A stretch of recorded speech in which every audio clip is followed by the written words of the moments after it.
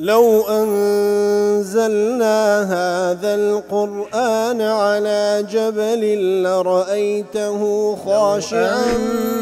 أنزلنا هذا القرآن على جبل لرأيته خاشعا لو أنزلنا هذا القرآن على جبل لرأيته خاشعا متصدعا من خشية الله. وتلك الأمثال نضربها للناس لعلهم يتفكرون.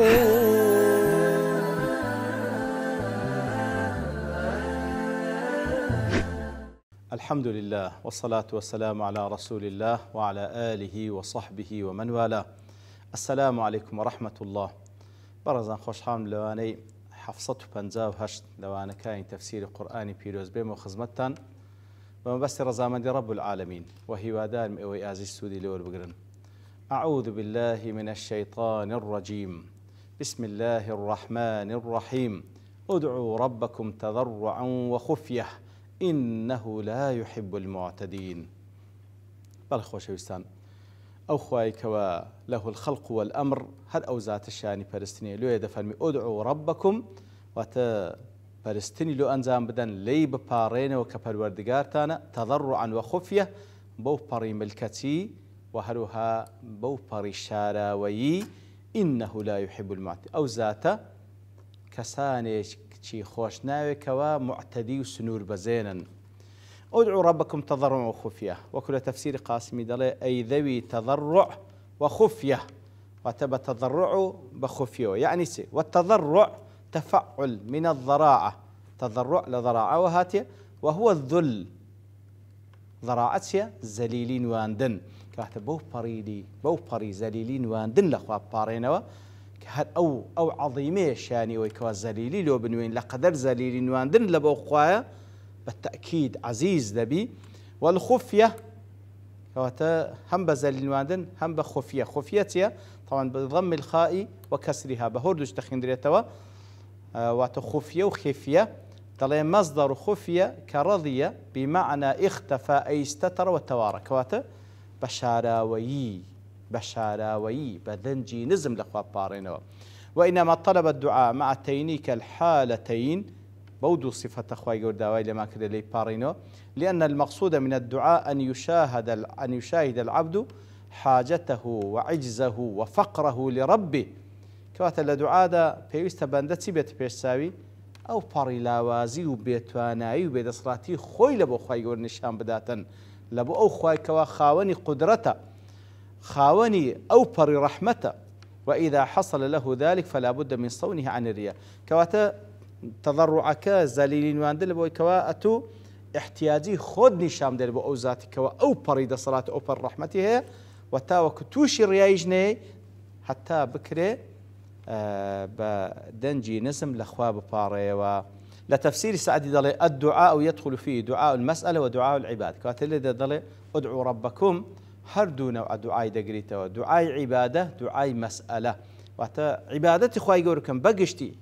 ولا بتايبتيش دعاء مسألة كواتا دعاء بارانوا فأمر بدعاء تضرعا لخلال الدعاء كردن بتضرع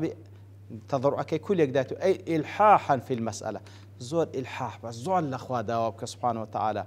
ودؤوبا في العباد بردوان بلا عبادتك كواتا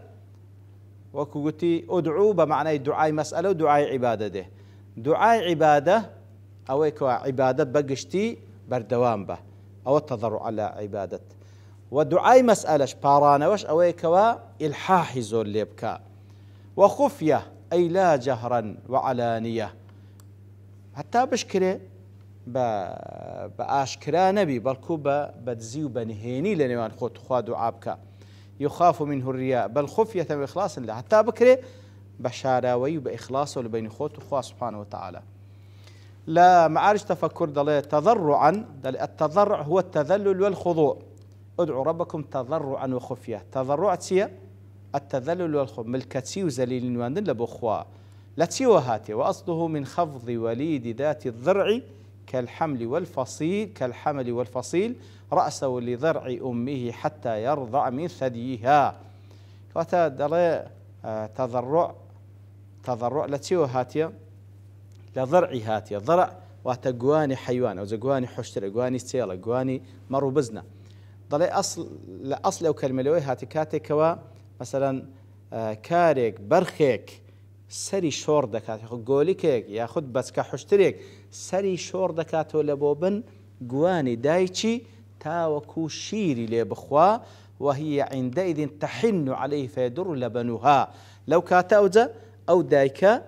أو دايكا بابلين حنيني هي لبو أو كوربي خويو شيركي خوي بيدا بخشي فالتضرع لسر شور كدنوي لبو سر شور كدنوي كارو برخو قولكو بابلين بس كحشتر لبو ضرعو قواني دايتشي تاوكو شيري بي بخشي أو شيري بيدا بخشي لويا تضرع بمعناي أويدي بملكتي وبزليلي لأخوة باريوة والدعاء الذي هو أصل الأول هو ثمرة الإيمان دعاء كأصل أول عبادته لا تسيوها التبربوم هو ثمرة الإيمان بأن الله عز وجل هو خالق كل شيء أو ذاتي أتكاتك دعاء ذكي واتو بربومي أويك وإيمان دوايا كأو ذاتي ليدا باريو كوا هموشتش خلق كرديا والمتصرف في كل شيء لو ليدا باريو لبريو خالقة هر أويش بريو بري أو بونا وريا والقدير على لو ليدا باريو لبريو بتوانا لسرها مشتك والفعال لما يشاء ويختار لو ليدا باريو لبريو تواناي هي أو بيبي أنزام يبدأ واختياري ذكاء وثمرة الإيمان وهي بربومي أو إيمانية بأن كل من سوى الله جل جل لا يملك لنفسه جلب نفع ولا دفع ضر دعاء كردنو بارانو ولا خوا سبحانه وتعالى بلقيا لسر أوي كواتو بربومي إيمانك كوا إيمان توايا كغير الله سبحانه وتعالى هيش تيش لبو خوش بيناك لنو لبو تو وثمرة الإيمان بأن الله تبارك وتعالى رحيم بعباده وبربومي أو إيمانش كوا قناعة دوايا كخوا سبحانه وتعالى رحيم بعباده خوا يقول بابا زي برامبر ببندكاني دعوة الداعي إذا دعوة وبأنه سميع مجيب وهو بربومي أويك وإيمان دويك أو ذات الويلي دباريوا وسميع يسمع دعاءك خو يقول دي بيستي دعاك مجيبيشا ولا مش الداته وبأنه يجيب على وفق مقتضى حكمته دعوة الداء إذا دعاء كواتا يقين دعاء خو يقول ولا مي دعاء أو كسان داته كوا دعاء إذا كانوا اللي دبارينوا كاتك كوا خواهي قول بحكمة خوي دزاني والام دانو وكي خيري تيدا كواتا براسي دعاء كردن لوي بيان الدعاء هو العبادة براسي دعاء زور مهمة زور مهمة بري دعاء كردنت أو معناه دبخشي معناه أو دبخشي كأتو قناعته أو خالق أو متصرفة فرماني خواه سبحانه وتعالى غير خواه هيتي بيناكره وقناعته دواء لوي دي باريو كوا خواه يقول رب رحمة قناعته دواء كوا يقول دبيستي قناعته دواء كوا والام داتوا يتر لوي دعاء زور مهمة براستي دعاء بشيشي زور قرنجي عبادته لحديث يقدا كوا بخاري مسلم روايتان كردي أبي موسى أشعري دا جارته خواه لرد فرمي كنا مع رسول الله صلى الله عليه وسلم لسفر يقدا خدمة بيغمبر صلى الله عليه وسلم فكنا إذا أشرفنا على واد بتشو باين السر بابلين جيجاي كوا تماشاي جيجاتشي برس كوا تماشاي وادي يقدكا ارتفعت أصواتنا بالتكبير دنق مع برز ذكر دوا بالله أكبر الله أكبر الله أكبر لا إله إلا الله ذكر ما ذكر بعدين جي برس الله أكبر لا إله إلا الله فقال رسول الله صلى الله عليه وسلم سيفر في صلى الله عليه وسلم يا أيها الناس أي خلشينا أربعوا على أنفسكم أرفقوا ولا تجهدوا أنفسكم مساعدة خوتام كانت سيوها خو هلاك ده كان بدن برز كدنوا فإنكم لا تدعون أصم ولا غائبا خو نقول كسيك بانغناكن والعياذ بالله كربي يا خلير نبي إنه معكم لقلتانا علمي بيتان هي إنه سميع قريب تبارك اسمه تعالى جده ذاتك دبيستي ليتان نزيك عظمته بربركتي لبو أو خوايك خاوني أسمع صفات كماله قال الطبري فيه كراهية رفع الصوت بالدعاء والذكر كوات أو آتوا أو حديثة بلغان لسروي كوا براستي مكروها دنقد برز بكيو بدعاء كردنو بذكر كردن وبه قال عامة السلف من الصحابة والتابعين عامي سلف أصحاب التابعين رأيان ما مكروهة دنقد برز كي وبدعاء كردن. وقال عبد الله بن المبارك عن مبارك بن فضال عن الحسن قال إن كان الرجل لقد جمع القرآن وما يشعر به الناس كوات حسن بصري ضله مقصد لإخلاص ولا بيدنجي يواهب وهم قرآن لبركردي وكسش بينازاني. وإن كان الرجل لقد فقه الفقه الكثير وما يشعر به الناس يواهب فقه الشريعة باشي زاني وكسش هستي بيناكا. وإن كان الرجل ليصلي الصلاة الطويلة في بيته وعنده الزور وما يشعرون به يواهب ولا مالي خوي میوانی شەو بەڵام بە شەو نوێژی کردیە و نوێژی دوور و درێژی کردیە کەسیش هەستی پێ ناکە. طبعا ئەوانە ئەسڵ بە هەر عیبادەتێک حتا پێت بکرێ بە شاراوایی بیکەی مەگەر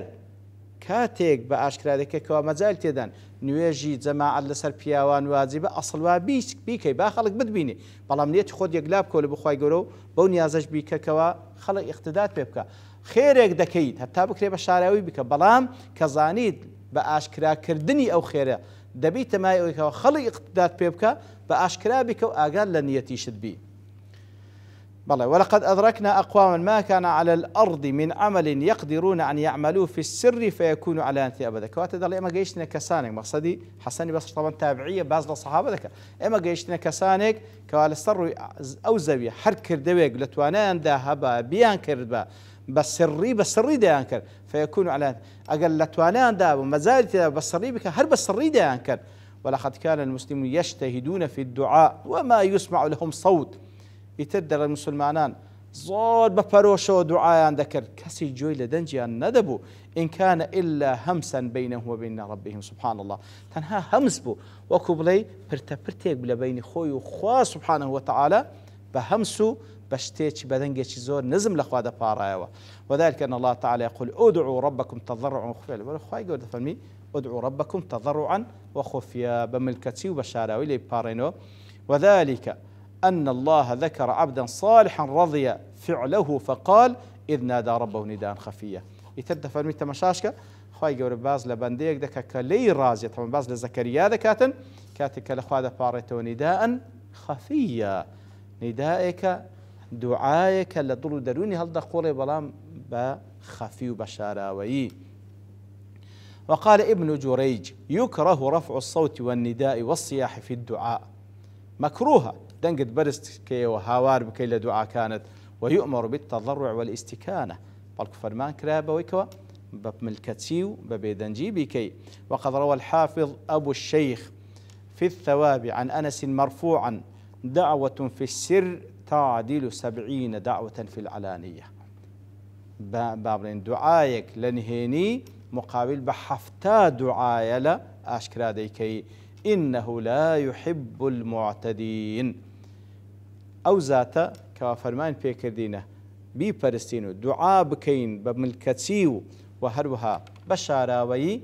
إنه لا يحب المعتدين أي لا يحب الدعاء المجاوزين لما أمروا به في كل شيء. كواتا خواهي يقول أكساني خوشنا كتجاوز دكن لو سنوري لبويان داندرا لهموشتك ويدخل فيه الاعتداء بترك الأمرين المذكورين. كواتا كاتكوا تضرع لدعاء كدني بملكتيناك ياخذ بشاراويناك أو تعدى سنور بزاندنا وهما التضرع والإخفاء. وهو السيوطي دلي لإكليل في الآية كراهية الاعتداء في الدعاء. كواتا إنه لا يحب المعتدين خواهي يقول بعام معتدي وسنور بزيني خوش ناوي بتايبتي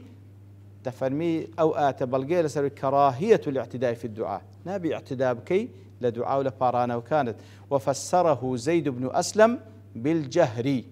كواتا يقلوشتاني كوا سنور بزاندنا لدعاء سيا أو هيك زهري بيبكي بدنجي برز دعاء بكي. وأبو مجلز بسؤال منازل الأنبياء كواتا يقلا شوازكاني سنور بزاندن لدعاتيا سؤال منازل الأنبياء كواتا تناكر الدعاء يشتاق بكي كوا قابلني سنور بزاندنا دعاء بكي خواب مقين منزلة بيغمبران إناكر آخر منزلة بيغمبران عليه الصلاة والسلام منزلتك غير خوان كس نايان قاتي كواتا ناكر الدعاء يشتاق كوا شرعا مقبول نية خواب مكي بيغمبر آخر ناكر آخر پیغمبر هاتي وكوتاي بي هاتي ناكر بقي منزلتي أوانش. وسعيد كري جبيد بالدعاء على المؤمن بالسر يقل شێوازەکانی سنوور بەزاندن لە دعاءەوەیە بەنهێنی لە بینی خۆت و خوا دوعا بکەی کەوا دوعایەکی لە ئیماندارێک بکەی بالدعاء على المؤمن کەواتە دوعایەک لە ئیماندارێک بکەی بەنهێنی لە بینی خۆت و خوا دوعای خراپی لێ بکەی ئەوە تعدایە لە دوعا. أخرج ذلك ابن أبي حاتم ولا يخفى أن هذا جميع مما يشمله الاعتداد. طبعا وأنا هبو شێوازەکانی بابن ئەوەی کە باس کرا هەمووی لە جێ دەبیتەوە ئینسان دەبی دوعا بکە تەجاوزیش نەکا لە دوعاکەی تەجاوز نەکا لە دوعاکەی سنوور نەبەزێنی بەڵکو بە تەضەڕوعا وخوفیە ئیتر لە خەیری دنیا و قیامەت لەخوا بپاڕێەوە ئەو خوای کەوا خەزێنەکانی دنیا و قیامەت هەمووی لای ئەوە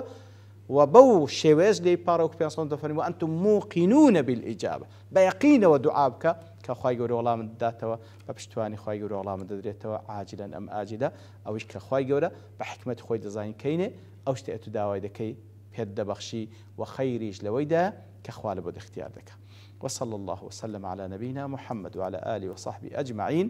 وآخر دعوانا الحمد لله رب العالمين. لو أنزلنا هذا القرآن على جبل لرأيته خاشعا أنزلنا هذا القرآن على جبل لرأيته خاشعا أنزلنا هذا القرآن على جبل لرأيته خاشعا متصدعا